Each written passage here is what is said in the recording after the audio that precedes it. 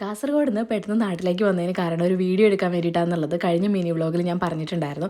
അപ്പോൾ അതിലൊരു കമൻറ്റ് ഉണ്ടായിരുന്നു, അല്ലെങ്കിൽ പിന്നെ ക്യാഷ് കിട്ടുമോ എന്നുള്ളത്. തീർച്ചയായിട്ടും അത് തന്നെയാണ്. കാരണം എന്താണെന്ന് വെച്ചാൽ നമ്മളുടെ മേഖല എന്താണോ അതിൽ മാക്സിമം ഹാർഡ് വർക്ക് ചെയ്യുക.